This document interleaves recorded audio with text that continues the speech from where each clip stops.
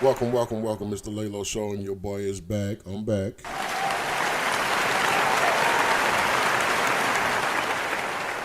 Yeah, y'all need to tap in today, man. It's a whole lot going on in the California riot situation. You know, we all know that Trump, signed an executive order to basically get the undocumented aliens or immigrants here in the U.S. and have them pushed out and sent back to their native country. Now, unfortunately, the Latinos or Mexicans, they don't like this decision, so they decide to come together and protest in the state of California, mostly L.A., and there's a lot going on out there, so we're going to look into it. Let's see what's going on out there in L.A., man. Let's start with this newscast here. What's going on? Growing tensions over mass deportations in Los Angeles. This was a scene in Paramount, California today when officers responded to a huge gathering as protesters took to the streets to demonstrate against federal immigration operations. Border Patrol says several arrests were made, and the White House says it is monitoring the situation. At least 30 officers wearing riot gear lined up against the protesters. It isn't immediately clear which agency these officers work for. Homeland Security Secretary Kristi Noem says ICE will, quote, continue to follow the law. And it wasn't just L.A. We also saw another standoff between protesters and authorities in New York City. Arrests were made there as well. Today's news comes one day after dozens of people were taken into custody across at least 3 locations in L.A. Our Steve Patterson is in Paramount, California for us. Steve, good evening. What are you seeing there now? Jose, this all started this morning apparently across the street from a Home Depot, but the tension continues to this very moment. I'll step off and show you behind me. You can see L.A. County Sheriff's Department in full riot gear. We've seen flashbangs be deployed. We know tear gas canisters have gone up. We've seen debris in the streets. We know the FBI says they are looking for several people that they say threw rocks at vehicles conducting operations. This, of course, follows that day of tension raids across L.A. and L.A. County, specifically dozens of arrests being made. We don't know how many arrests or injuries in this police action, but obviously the tension not dying down anytime soon. Jose. Okay, so, yeah, there's a lot going on over there in California. I've been watching, from afar.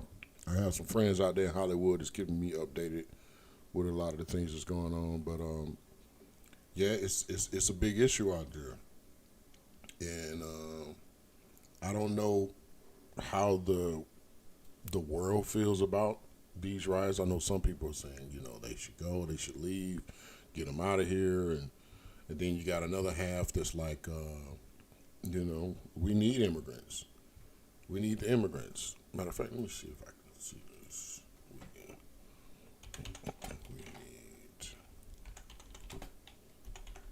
immigrants.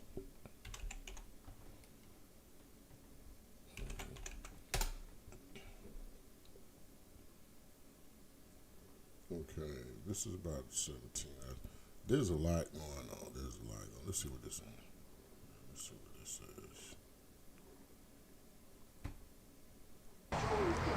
The President of the United States regularly campaigns on and frankly luxuriates in xenophobic division. But last night he took his white nationalist rhetoric to an entirely new level, attacking the Oscars for picking the Korean film Parasite as Best Picture, while pining for a movie that in the modern era has been best known for its grossly romanticized vision of slavery. And the winner is a movie from South Korea. What the hell was that all about? We got enough problems with South Korea with trade. On top of it, they give him the best movie of the year. Was it good? I don't know. I'm looking for where let's get Gone with the Wind. Can we get Gone with the Wind back, please? Ah, yes, more Gone with the Wind. Slaves and antebellum romance. That's what Hollywood needs. Donald Trump does not seem to be big fans of anything or anyone that comes from outside our borders. He and his right-wing advisor, Stephen Miller, have pursued cruel xenophobic policies meant to both reduce illegal immigration and, crucially, legal immigration. And it has worked.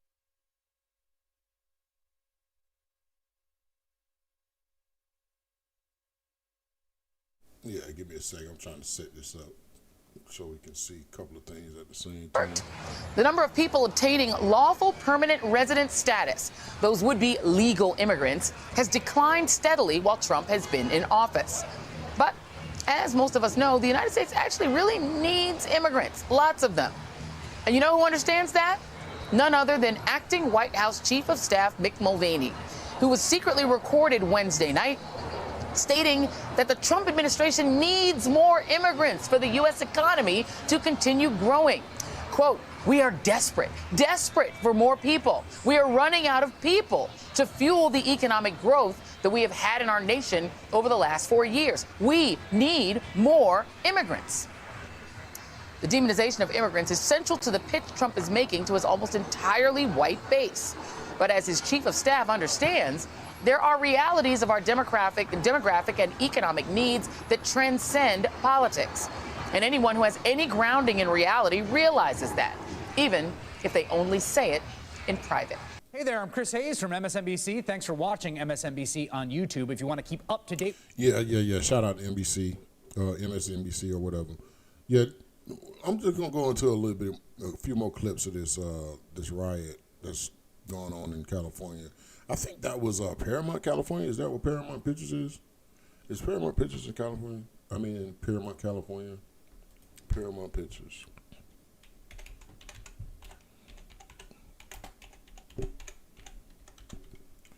Paramount Pictures Studio. That's in Los Angeles. Yeah, it's in Los Angeles. So there's a Paramount, California. I didn't know that. And I know a lot about California, but I didn't know that. But let's look at a couple of other stability. Let's see what do we do when we have guys like Hakeem Jeffries standing up in front of the world and saying it's okay to write and kill ICE, it's okay to throw things at law enforcement officers, it's okay to do that. That's not okay, not in America. We have rules, we have laws. When people are murderers and rapists, they have consequences, and we are going to make sure that they face consequences. But those statements put out by Newsom and Karen Bass is absolutely ridiculous, because what we need is action right now. I mean, be people that are leaders for once. And let's not go back to 2020 when they were burning down the city of Minneapolis and you had people like Tim Walz encouraging it.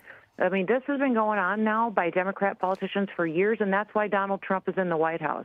He's the only guy who fights for every single American. And I'm so proud to work for him. I can't believe it. I can't believe that these dummies in the Democrat Party are still around and getting elected. Secretary Noem, you talk about consequences. One of the folks involved here was labor union leader David Huerta. Is he going to go to jail? And what kind of penalties could we expect to see for him? And is this the opportunity to send a statement to so-called leaders about what they do with respect to the actual rule of law? You know, I don't know what the prosecution will be like, because obviously we've got judges out there that are weaponizing the judicial system as well. But yes, I believe that we will press charges against everybody that has broken a law last night, and we should do that, and we'll continue to do our ICE operations. We'll continue to make sure everybody in this country has the law equally applied to them. And these leaders, I don't think we need to make examples out of them. I think we need to make examples out of criminals. And if the leaders are criminals, then they need to face the consequences too. That's just the way this country works, and that's how freedom works. Freedom works when everybody has justice applied equally to them.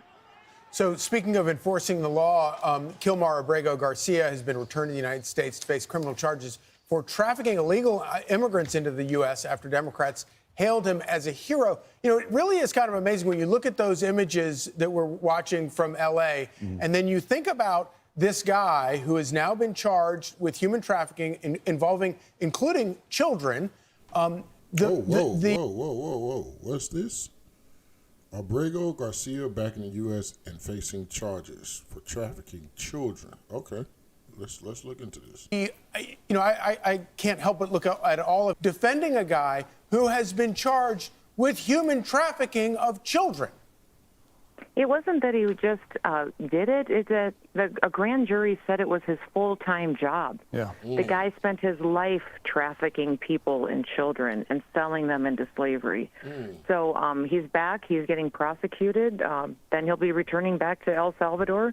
But the fact that we had Democrat politicians and Van Hollen down there defending him and standing beside him, buying him margaritas, when this guy trafficked children for a living and did it as his full-time job, is just, it shouldn't be shocking. It still is shocking to me that we have people like this that go so far out on a limb just to be a big frickin' deal in a political arena where they think that that actually works. It doesn't work. It's not going to work anymore. The American people are sick of it. But, Secretary, no, you look at that, you look at the defense of this guy, even going to El Salvador, a couple of politicians. Why?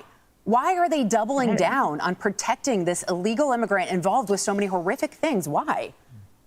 I had this conversation with Van Hollen in committee, and he couldn't defend himself. He couldn't defend himself. He kept saying, oh, you didn't give him judicial process. You didn't give him the right to have due process. Absolutely, we did. And you went down there anyways and went down there and stood beside someone who's a wife beater, a human trafficker, and said that you support that guy. I said, when's the last time you did that for one of your constituents?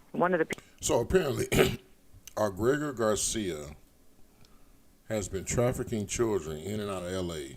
for years. This is like his occupation. This is what he does for a living. And these are the people that I'm assuming that Trump is targeting when it comes to immigration laws. And, of course, I don't blame him for that, We don't want anyone, especially from another country, trafficking children in and out of this country. And I'm very, very, very, very familiar with the trafficking scene in L.A. or California. And I'm going to tell you why. Because one year, I think it was 2003, whenever year that they had the NBA All-Star game in L.A., I was out there in that area. And I actually drove out there from Georgia. So I got on 20, hit 10, and I drove all the way to L.A. Now, once I hit 10, especially in the Texas area, I was constantly pulled over. First of all, I was in an SUV that had tinted windows, and I was continuously pulled over maybe 5-6 times throughout my travel through Texas. And if anybody who's driven through Texas, it takes you about 48 hours to get through Texas as you drive through it. That's a big state.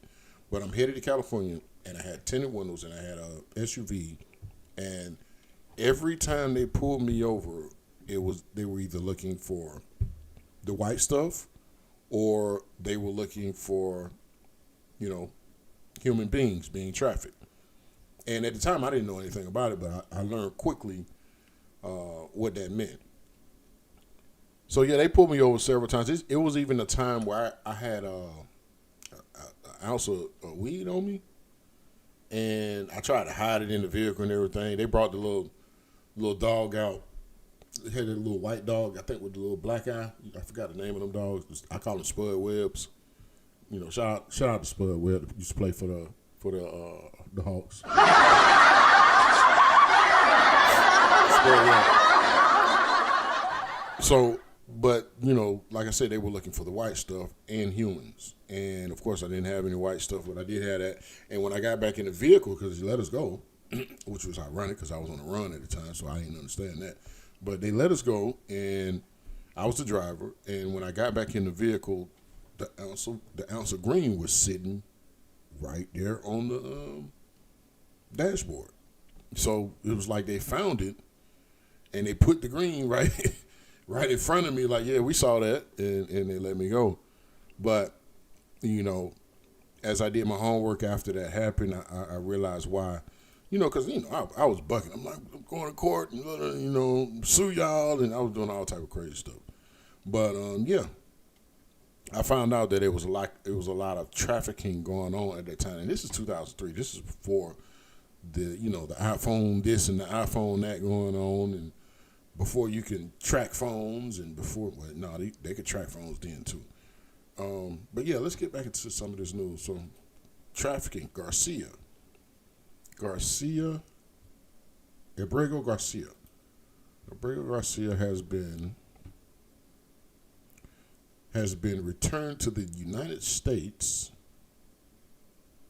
to face criminal charges. This is June the 6th. This is 3 days ago.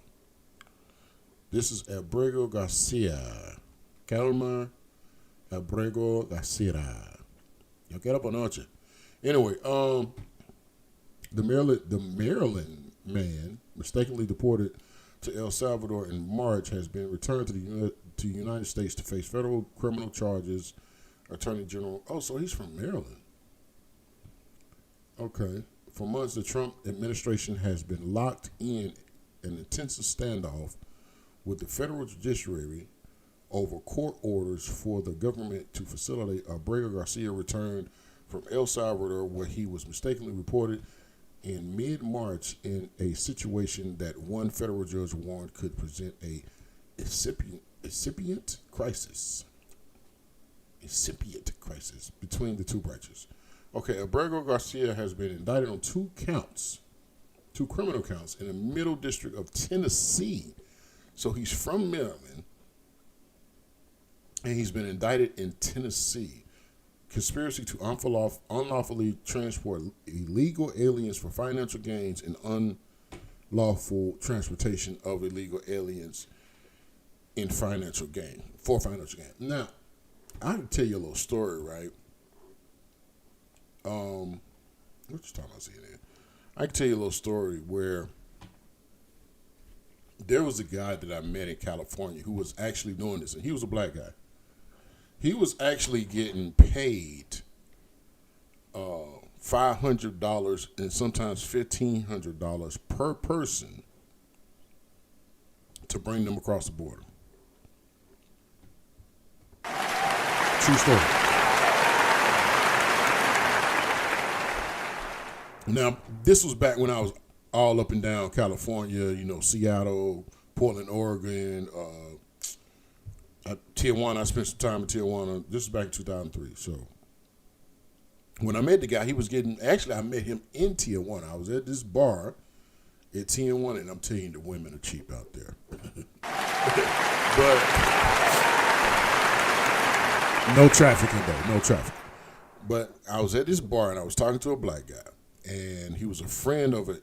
We had mutual NBA partners, and he would tell me, yeah, I get paid $500 per person, and he moves about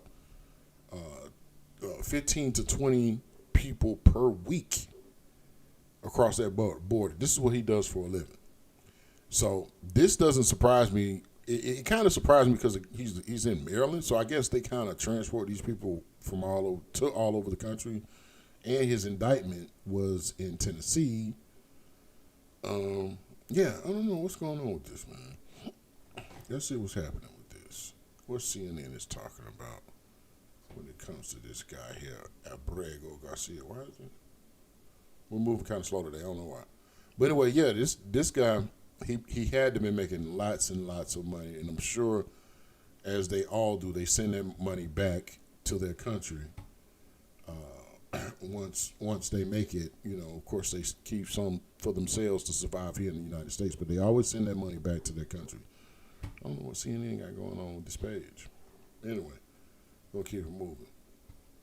So these are the people that I'm sure Trump is targeting when it comes to the illegal immigration laws and shipping people back to their countries. It's people like this he's probably he's targeting.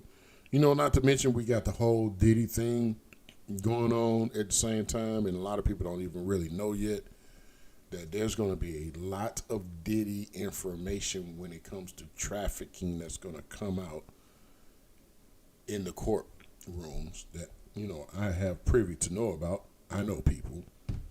And, but that's why I don't even cover the case. That's why I don't cover a lot of these cases, because I know too much information, and I ain't trying to be involved in none of it. You know what I mean? It's just I know people that are connected, and when they call my phone, they just get to talking, and I just get to listening. But yeah, anyway, so there's going to be a lot of information when it comes to this immigration stuff that comes out soon. But this Garcia guy here is probably going to be, brought up in several cases when it comes to defending the immigration laws. I'm pretty sure he's going to have his own law, placed into the books eventually. But, who knows? We're just going to kind of just play it by ear and see what happens. But, yeah, it's a lot going on. Former federal prosecutor Glenn Ivey. He is a member of the Appropriations and Ethics Committees. Congressman, welcome back to the show. So before we get to Abrego Garcia, I do want to get your reaction to President Trump ordering as many as 2,000 California National Guard troops to L.A. to assist with the immigration enforcement amid those protests that are going on there. Governor Gavin Newsom. They want to do this when I go live. This is crazy. The fuck off my shit. Man. And former federal prosecutor Glenn Ivey. He is a member of the Appropriations and Ethics Committees. Congressman, welcome back to the show. So before we get to Abrego Garcia, I do want to get your reaction to President Trump ordering as many as 2,000 California National Guard troops to L.A. to assist with the immigration enforcement amid those protests that are going on there. Governor Gavin Newsom said that the order is purposefully inflammatory. What's your reaction? Well, I think as your prior panel was saying, it's an extreme overreaction. I just want to note one thing quickly. Before I was elected to Congress, I was in private practice, and I represented people who were arrested during the 2017 inauguration protests, and one who was, prosecuted during the Lafayette Square protests. All of those people, almost across the board, were either acquitted or the charges were dropped. So I think it's just this is the third time it looks like where he's going to try and overstep the law. Hopefully we won't have to wait until it gets to a jury to clear it up. But that's par for the course for him. Something you're obviously very familiar with. Okay. You went to El Salvador a couple of weeks ago to try to check up on Abrego Garcia while he was in prison there. You were stonewalled in your attempts to meet with him. What is your response to the administration's decision? Look at Abrego Garcia. He out there getting to the money. He on Snapchat, he on Instagram. Happened. I used to prosecute MS-13, and the way you went about it was you didn't deport him first and then try and indict him later. You indicted him if you had the evidence, moved forward with the case, got the conviction, got the sentence, had them serve out the sentence in jail, and then you deported him. I think what happened here was they deported him first, realized they'd made a mistake as they admitted up front, and then tried to find ways to clean it up. And that's what this indictment in large part's about. I think we'll see how it stands up when it finally gets to court. But at the end of the day, they know they went about this the wrong way, and the American people need to know that too. And the other big point is Senator Booker was just stating, there's still hundreds of people who've been deported along these lines who haven't gotten their due process.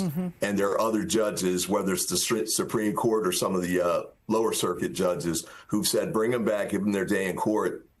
Doing this to Kilmar doesn't fix all of those. They have to make sure they comply with the law in every case where this has taken place and every time there's a court order. When you say cleaning it up on behalf of the administration, is it because they bought time to find charges? Because we know he is facing federal criminal charges for human trafficking. The Justice Department accuses him of being an MS-13 member who transported thousands of undocumented immigrants into the U.S. Thousands. Now, just imagine, because I told you I had a friend who did this, long time ago. And he wasn't a friend, it was just a guy I met, while in California. But like I said, the man was getting paid $500 per human to cross the border. And every time he completed his mission, he'd show up at the bar. Like we always met at the same bar. And he would just show up and, he'd buy everybody drinks, of course, because he got paid. But just imagine Abrego Garcia crossing the border. Let's say he's just getting $500 too. And they say he done did thousands. he's probably did more than thousands. Probably did about 100,000. Like he's probably the king of trafficking at this point. The way they got him on the news. For profit. His attorney has called these charges baseless and preposterous. But what do you make of the charges and the amount of resources the DOJ has put into investigating him? Yeah, great question. I mean, if you remember back to Attorney General's press conference when they asked her, when did you start this investigation? She avoided answering that question. I think it's pretty clear that it didn't start happening until probably after the Supreme Court said you need to facilitate his return. And it was clear that the courts weren't just going to, let this slide. So they found this as an out. I honestly believe that's what happened. We'll see how it plays out.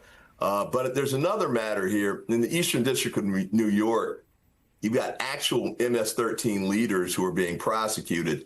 Some of them are being sent back to El Salvador without being prosecuted. They were facing criminal charges. I think it's a RICO case up there. So you got, Kilmar, who was deported first, and then the charges were brought. But then you've got people in New York, it looks like, who were indicted, but then they're going to send them back to El Salvador without prosecuting them. Okay. It's hard to really make sense of that. So we already, where that's going. But, hold on, we got something else here. Recently, Trump and Elon Musk broke their relationship. I don't know if Elon got kicked out of the White House, but something went down. Some tweets were made. And yeah, that's what happened here. So we're going to look at some of these tweets that Elon made about Trump. Here's another big truth bomb. Donald Trump doesn't actually do any work. He just locks himself in the closet with J.D. Vance all day and pretends he's in a meeting. I'd walk by their closet and hear shit like, make America what? Whip, grunt. Oh, he's trolling. He's trolling. I don't think. And he was working for you? I don't want to comment on this. Did you have any concerns about his drug use when he was working for you? I don't want to comment on his drug use. I don't know what his status is. I read an article in the New York Times. I thought it sounded very unfair to me. You said earlier today that. Did you have any concerns about his drug use? So they're claiming that Elon had, drug abuse. I can go for that. For Elon to be the type of person that he is, one of the richest people in America, I don't think you should be going on to a platform such as Twitter, which he owns. He has the right to do it, and start saying things about a president. I mean, I know it's Trump, but I mean, come on, you got to be professional at some point when it comes to this type of stuff. Now, another tweet that's getting a lot of attention right now, is the tweet about Trump being part of the Epstein files. Elon Musk tweeted, time to drop the really big bomb. Donald Trump is in the Epstein files. That is the real reason they have not been made public. Have a nice day. Now, listen, man, I don't know, but I do know this. I've been following the presidencies since the 80s. And it doesn't matter who's president, whether you like him or not. Stuff like this will definitely put you on a certain list and have you flagged. And in some cases, something may happen to you or your family. I've physically witnessed, but I've seen these things happen over the years, and I can say that we need to, pretty much pray for Elon Musk, if that's what you like, and whatever. Anyway, back to the riots California. This is live here, California. This is a live stream. Well, it was a live stream. Let's see if we can find the live stream.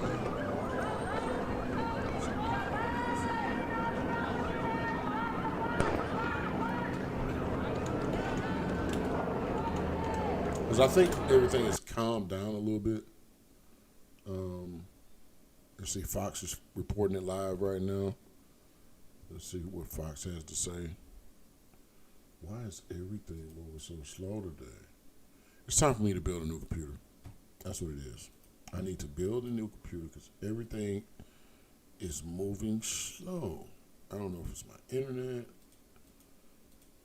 Everything is just moving slow all of a sudden. For other left-wing causes that have nothing. For you this afternoon and evening, are you gearing up to go out once again? If you hear about reports, what are your thoughts on today?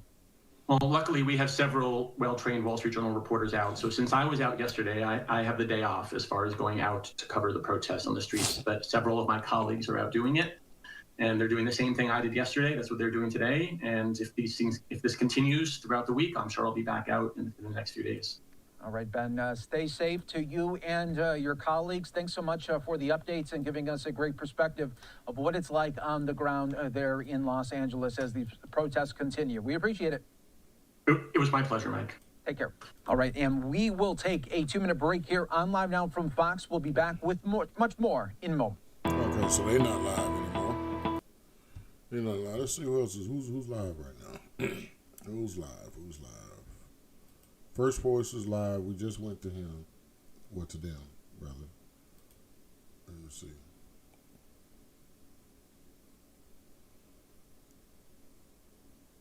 All right. Yeah, I got to look into this, people. Because this is not like... After an entire state, investors are taking note. Some foreign funds have put a new condition. They're demanding a risk premium before putting money into U.S. assets. Why? Because they fear political interference. They fear... All right, so yeah, that's enough of that. Because we already know what's going on with that. And I'm going to dig deeper into this riot and bring you some more streams about it because obviously I haven't done all my homework. That's obviously. But I got a phone call this morning and said, hey, man, you need to get on top of the riots in California. I saw what was going on, but I just started my own business. Watch, they going to make this come up slow, too. I just started my own business called Going in the Truck. You know, if you're living in the Atlanta area and you need furniture moved, so on and so forth, junk removal, just hit me up, goinginthetruck.com. But anyway, I got a phone call and they said, yeah, man, you need to get up and get on this riot that's happening in California. And, you know, like I said, I had been already hip to what was going on.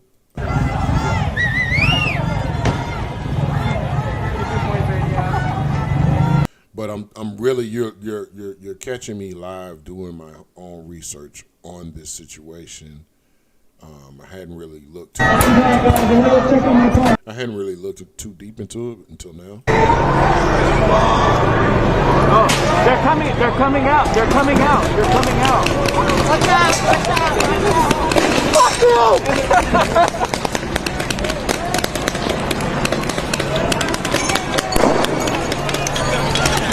Are those paint guns they're using? What are those? Are those pepper guns?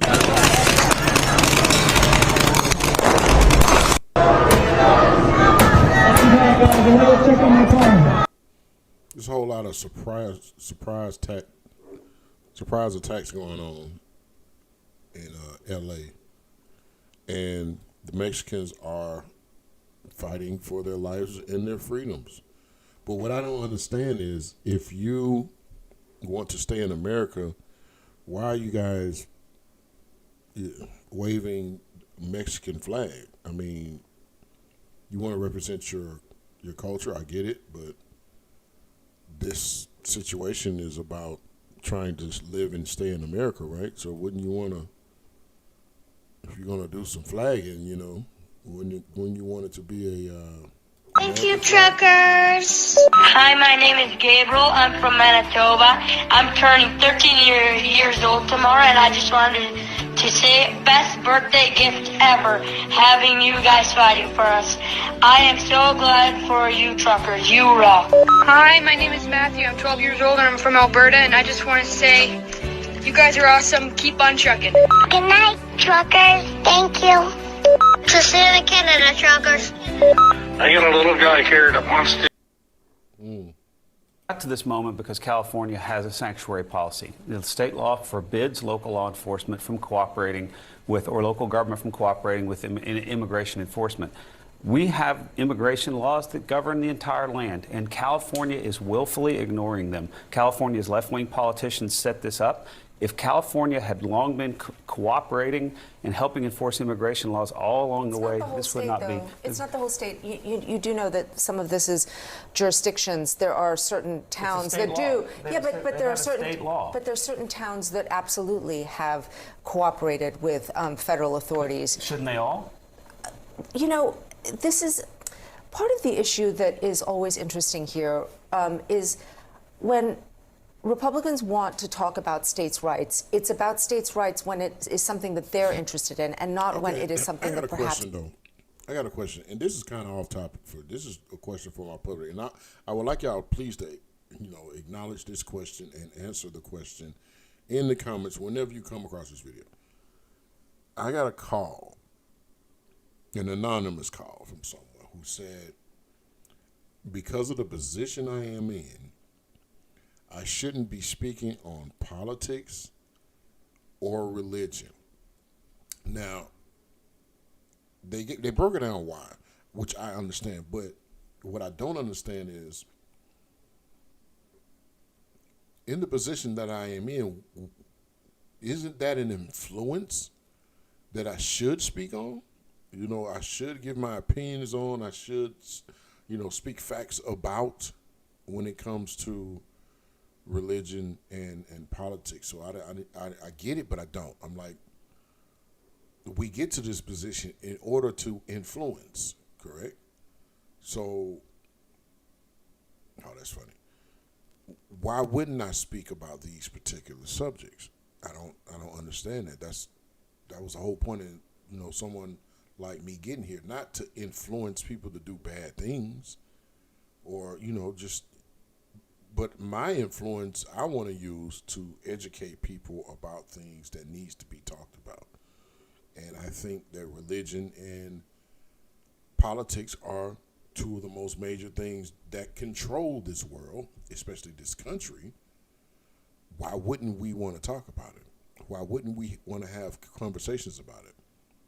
I don't know. But anyway, if you know the answer to that, please put it in the comments below. California Governor Gavin Newsom on X saying, quote, I have formally requested the Trump administration rescind their unlawful deployment of troops in Los Angeles County and return them to my command. We didn't have a problem until Trump got involved. This is a serious breach of state sovereignty, inflaming tensions while pulling resources where they're actually needed. Now, I understand they want to blame Trump for this. He signed the executive order. But from my understanding, there were things in place before Trump got into office that if the governments, the local governments had abided by all the rules and the laws that were already in place, we probably wouldn't be at this point now where we have to, catch immigrants and send them along their way. Not to mention, let's not forget the border being opened by Joe Biden. You know what I'm saying? And all these immigrants came through that were undocumented that we now have to find and not only document them, and if they're the wrong people to be here, they have to be shipped away. So I'm not taking sides or anything. I'm just saying, it's common sense, and I'm pretty sure that, what we got going on here? Is this in little Chinatown, or what is this? The Asians do what the Asians did during the riots and protest their business. This is what the Asians did? Oh, man, they trying to start a war, huh? I gotta look into that.